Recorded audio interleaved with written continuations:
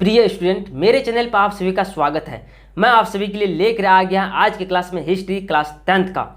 आज ये क्लास बहुत ही ज़बरदस्त होने वाले हैं और एक बेहतरीन तरीका से ये होने जा रहे हैं। इससे पहले हमने पिछले क्लास में हिस्ट्री का चैप्टर नंबर 1 जो है इनका, यानी चैप्टर नंबर 1 का यूरोप में राष्ट्रवाद, इनका एक का एक क्लास ले चुके। चैप्टर नंबर 1 का जो एक क्लास हो चुका है। यदि अभी तक आप उन वीडियो को, उन क्लास को नहीं देखे हैं तो जा करके उन्हें देख सकते हैं, फिर उनके बाद इनको देखिएगा तो ज़्यादा आपको समझ में आएंगे। ये आज के क्लास कुछ खास होने जा रहा है क्योंकि एक बेहतरीन तरीका से मैं आपको बताने का प्रयास करूंगा। उससे पहले मैं कुछ आपसे बात और रिक्वेस्ट करना चाहता हूं।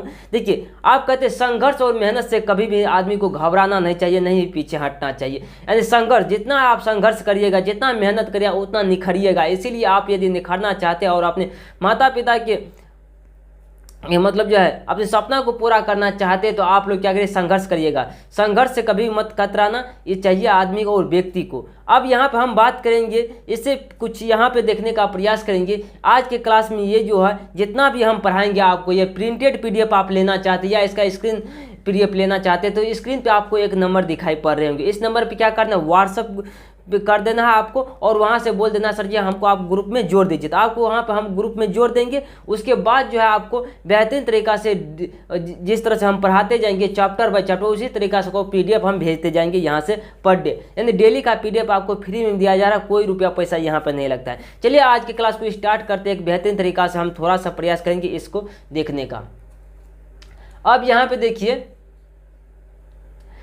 इससे पिछले क्लास में हमने कहाँ तक करवाए थे, इसका हिस्ट्री क्या चीज़ है, इतिहास क्या चीज़ है, इनके बारे में एक बेहतरीन तरीके से हम जानकारी दे चुके हैं आपको। यानी हिस्ट्री क्या चीज़ होती है, यानी यूरोप में राष्ट्रवाद क्या है, राष्ट्रवाद के इसका परिभाषा हमने बता दी थी, यूरोप क्या चीज़ है, इन सभी के बारे में हम डिटेल में आपको जानकारी दे चुके हैं। लेकिन चलिए आज के क्लास को सबसे पहले ये पीडीएफ फ्री में लीजिएगा, इस नंबर के माध्यम से आपको मिल जाएंगे। चलिए अगला यहाँ चलते, इस क्वेश्चन में देखने का प्रयास करिए। देखिए, कल जो चीज़ हम पढ़ाए उनके बारे में थोड़ा सा बात कर लेते हैं। इतिहास के बारे में कल ने आपके क्लास में हमने जानकारी आपको दी थी। अतीत का अध्ययन क्या कहलाता है, इतिहास ही कहलाता है। कल यहाँ तक हमने पढ़ा दिए थे, इसका भी बता दिए थे इतिहास का मतलब क्या है, यानी बीती हुई घटनाओं की जानकारी प्राप्त करना ही क्या है, इतिहास कहलाता है। यह इतिहास का जनक क्या है, हेरोडोटस को कहा जाता है इतिहास का जनक, और यह जो यूनान का था रहने वाला।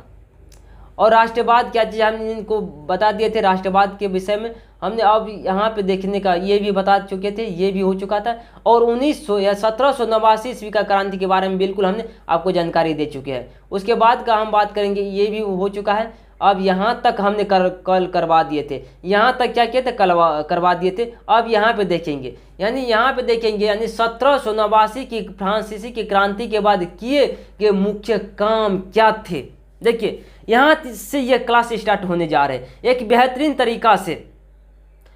आज का क्लास ज़बरदस्त होगा, हम इतना कहेंगे आपसे।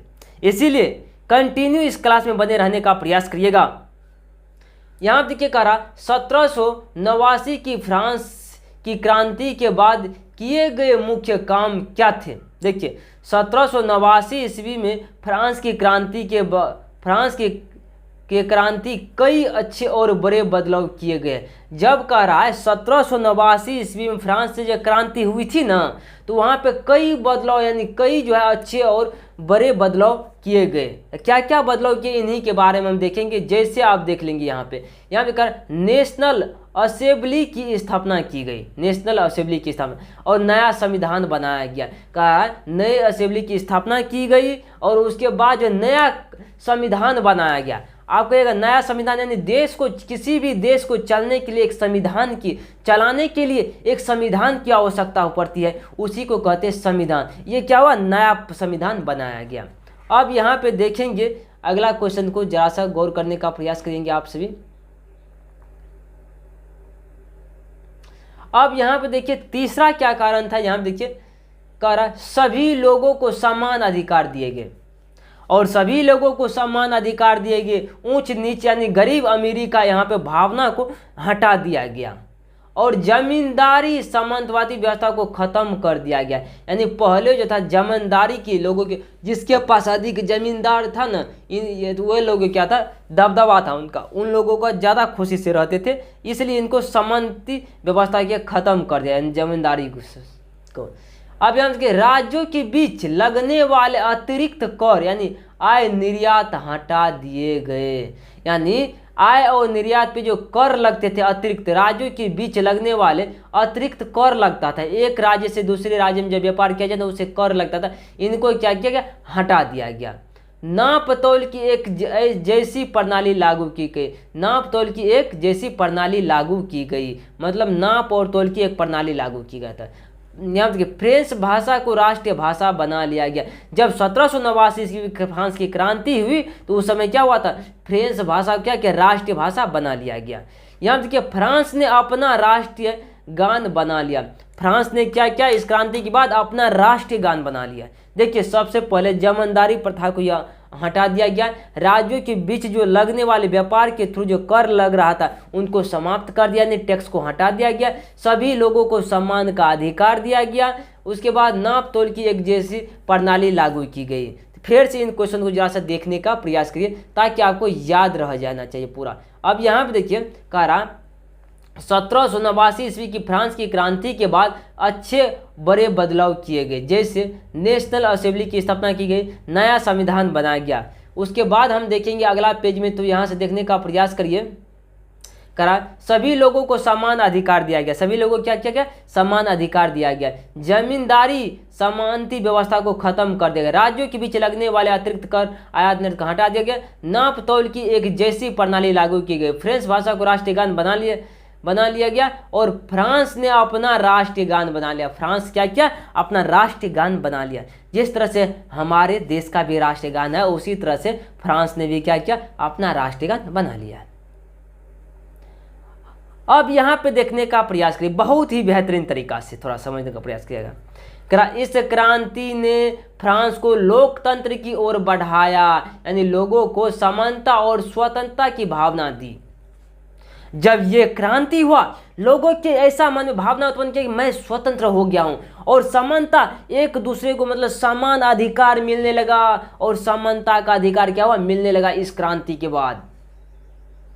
आपसे पूछेगा ऑब्जेक्टिव में ऐसा कौन सा क्रांति हुआ होगा जिसमें समानता का अधिकार दिया गया, तो आप कहेगा 1789 में फ्रांस की क्रांति के बाद। अब यहां देखिए कर सामंतवाद क्या है। अब इनके बारे में थोड़ा सा हम विशेष आपको जानकारी देंगे कि सामंतवाद होता क्या है।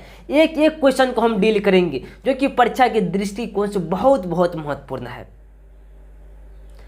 अब यहां देखिए कर सामंतवाद देखेंगे, कर ऐसी शासन व्यवस्था जिसमें जमींदारों या सामंतों को किसानों से ज्यादा अधिकार दिया जाता है उसे सामंतवाद कहते हैं। यानी ऐसी शासन व्यवस्था जिसमें जमींदारों या सामंतों को किसान से ज़्यादा अधिकार दिया जाता है। मतलब जो है ना, जिसके पास ज़्यादा जमीन है ना उनको ज़्यादा अधिकार दिया जा रहा है। मतलब ऐसा करने गए जमींदारों को यानी उससे ज़्यादा, यानी किसान लोग नॉर्मली किसान से यानी जिसके पास जमीन जो ज़्यादा है उसे ज़्यादा अधिकार दिया जा रहा है। ये इसी को क्या कहते हैं, सामंतवाद कहेंगे। यानी जमींदार जो जमींदार है जिनके पास जमीन ज़्यादा है उनको ज़्यादा अधिकार देना, यानी अन्य किसान की तुलना में उसे ज़्यादा अधिकार देना ही सामंतवाद कहलाता है। क्या कहलाता है, सामंतवाद कहलाता है। क्या ये लाइन आपको समझ में आया पूरी बेहतरीन तरीका से? हम आशा करते हैं, उम्मीद करते हैं कि बेहतरीन तरीका से हमारे बातों को समझ पाए रहे होंगे। अब यहाँ देखने का प्रयास करिए जरा सा। कह रहा है यहाँ देखिए, कह रहा मध्यम वर्ग से आप क्या समझते हैं। सबसे महत्वपूर्ण क्वेश्चन है, वेरी वेरी वीवीआई क्वेश्चन करके परीक्षा में पूछा गया है। कह रहा मध्यम वर्ग से आप क्या समझते हैं। इनको थोड़ा सा गौर से और समझने का प्रयास करें कि मध्यम वर्ग से आप समझते क्या है। देखिए कह रहा समाज में रहने वाले वे लोग जो छोटी छोटी नौकरियां या व्यापार से अपना जीवन चलाते हैं उसे मध्यम वर्ग कहा जाता है। देखिए यानी लोग क्या करते हैं, छोटी छोटी नौकरियां या व्यापार करते हैं। गांव घर में अधिकतर देखते होंगे अभी भी। मतलब मध्यम वर्ग के लोग किसे कहेंगे, मध्यम वर्ग जो लोग छोटे छोटे काम करके अपना जीवन यापन करते हैं, छोटा नौकरी हो या छोटा व्यापार हो, उन सभी से क्या करते अपना गुजर बसरा करते हैं। इन्हीं को क्या कहेंगे, मध्यम वर्ग कहेंगे। क्या कहेंगे, मध्यम वर्ग। समझे आप, यानी वैसे कहेंगे लोगों को, मतलब समाज में रहने वाले वैसे लोग जो कि छोटे छोटे नौकरियां करके छोटे छोटे व्यापार करके अपना जीवन यापन करते हैं उसी को क्या कहेंगे हम, मध्यम वर्ग कहेंगे। क्या कहेंगे? मध्यम वर्ग कहेंगे। क्या आपको बेहतरीन तरीका से बात समझ में आ गया? अब यहाँ पे देखिए, यानी कि देखिए नाम से ही यह है क्या, सर्वहारा वर्ग से आप क्या समझते? क्या है? सर्वहारा वर्ग से आप क्या समझते? मैंने सब जगह नामे से सुनिए, देखिए सर्वहारा वर्ग से आप मतलब सभी जगह से हारा, यानी सर्वहारा वर्ग क्या है? सभी जगह से हारा हुआ। क्या कहेंगे हम? सर्वहारा कहेंगे। यहाँ पे देखने का समाज में रहने वाले वे लोग जो गरीब किसान या मजदूर होते हैं, जो क्या होते हैं? गरीब किसान या मजदूर होते हैं, उन्हें सर्वहारा वर्ग कहा जाता है। उन्हें क्या कहा जाता है? सर्वहारा वर्ग कहा जाता है। कारण इनके पास पूंजी पैसा नहीं होता है। इनके पास क्या होता है? पूंजी पैसा नहीं होता है और इनकी स्थिति बहुत दयनीय होती है। देखिए सर्वहारा वर्गों के लोगों जो है ना, इसकी स्थिति काफ़ी दयनीय होती है। क्या होती है? काफ़ी बिल्कुल ही दयनीय होती है भाई। हम कहेंगे यहाँ कि समाज में रहने वाले वैसे लोग जो गरीब किसान या मजदूर होते हैं, उसे सर्वहारा वर्ग कहते हैं। इनके पास पूंजी, यानी हम कहेंगे वैसे लोगों को सर्वहारा वर्ग कहेंगे जिसके पास पूंजी कम होती है, जो कि गरीब होता है, मतलब जिनके पास की स्थिति काफ़ी दयनीय होती है, जिनकी स्थिति में काफ़ी दयनीय होती है, जिनके पास गरीबी होता है, उसी को क्या कहेंगे? सभी, मतलब ये लोगों जो होते हैं सभी जगह से हरा हुआ होता है, इनको कोई देखने वाले नहीं है। इसीलिए इसी नामे से देखो, इसमें सर्वहारा वर्ग यानी सभी जगह से हारा हुआ, मतलब समाज में वैसे रहने वाले लोग जो कि गरीब किसान या मजदूर होते हैं, उसे क्या कहते हैं? सर्वहारा वर्ग कहते हैं। और इसकी स्थिति जो होती है काफ़ी दयनीय होती है। क्या होती है? काफ़ी दयनीय होती है। क्या इन बातों को आप समझ में पाए बेहतरीन तरीका से? हम आशा करते हैं, उम्मीद करते हैं इन बात को आप बेहतरीन तरीका से समझ पाए होंगे। अब यहाँ पे देखिए वेरी इंपॉर्टेंट क्वेश्चन ये लग गया है, यानी सारा क्वेश्चन ये VVI ये पूछा गया क्वेश्चन है। कारण समाजवाद क्या है? कारण समाजवाद क्या है? और ये देखेंगे हम समाजवाद किसे कहते हैं। अब यहाँ देखिए, जब साम्राज्यवाद, समाजवाद नहीं है, साम्राज्यवाद है। देखिए जब कोई बड़ा देश किसी छोटे देश पर जबरदस्ती अपना अधिकार जमा लेते हैं तो उसे क्या कहते हैं? समाजवाद का साम्राज्यवाद कहते हैं। इसका शाब्दिक अर्थ होता है शोषण करना। मतलब कोई बड़ा देश जो है ना, मतलब कोई छोटे देश पे क्या करते हैं? जबरदस्ती अपना अधिकार जमा लेते हैं, तो उसी को क्या कहेंगे? साम्राज्यवाद कहेंगे। इसका एक ही अर्थ यानी शोषण किया जाता है। यानी जैसे देखते हैं कि कई सारे समाज में लोग रहते हैं जिसका जो कि गरीब है उनका शोषण किया जाता है। इसीलिए यहाँ पे भी कहा जाता है जब कोई बड़ा देश किसी छोटे देश पर अपना जबरदस्ती यानी अधिकार जमा लेता है तो उसी को क्या कहेंगे? हम साम्राज्यवाद कहेंगे। यानी इसका शाब्दिक अर्थ क्या होता है? शोषण करना होता है। क्या होता है? शोषण करना होता है। इसका शाब्दिक अर्थ क्या होता है? शोषण करना होता है। हम आशा करते हैं, उम्मीद करते हैं कि आप हमारे बातों को बेहतरीन तरीका से समझ पा रहे होंगे। अब यहाँ भी देखिए इसको जरा सा करा, नेपोलियन बोनापार्ट, देखिए इसका चित्र दिखाना पड़ता है हमको, दिखा देंगे अगले क्लास में। नेपोलियन बोनापार्ट का चित्र सबसे पहले मैं आपको दिखाऊंगा अगले क्लास में, इसीलिए दिल थाम कर बैठे रहिए, बहुत ही बेहतर तरीका से इसको समझने का प्रयास कीजिए। कह रहा नेपोलियन बोनापार्ट का जन्म हम देखेंगे 15 अगस्त 1769 में। बचपन का नाम नेपोलियन दी बोनापार्ट, फ्रांस की क्रांति के समय वह सेनापति था और इतिहास में उसे दुनिया के सबसे महान सेनापतियों में गिना जाता है। देखिए ये लाइन थोड़ा सा आपको तो लगता होगा उटपटांग लिखा गया है भाई, लेकिन लिखा तो सही गया, लेकिन इसको समझने का प्रयास करिए। यदि आप समझ लेते हैं तो आपको किसी भी प्रकार की दिक्कत या समस्या तो होगा नहीं होना चाहिए। देखिए हम कम पढ़ाते हैं, परफेक्ट करके पढ़ाते हैं, आपके लिए हम मेहनत करके आते हैं तब जाकर हम पढ़ाते हैं, नहीं तो नहीं, ऐसे नहीं पढ़ाते हम। मेहनत से हमारी जो जज्बा मिलते हैं, इसीलिए हम कहते हैं मेहनत करके आपके लिए हम लाते हैं और वहाँ से आपको पढ़ाने का काम करते हैं। मेहनत पहले हम करते हैं आपको पढ़ाने से पहले। फिर से इन क्वेश्चन को जरा सा देखेंगे हम अभी। कह रहा नेपोलियन बोनापार्ट का जन्म 15 अगस्त 1769 ईस्वी में हुआ था और इसका बचपन का नाम नेपोलियन दी बोनापार्ट था, ये यहाँ तक होगा। फ्रांस की क्रांति के समय वह सेनापति था। जब फ्रांस की क्रांति हो रहा था इस समय वहाँ का क्या था? सेनापति था।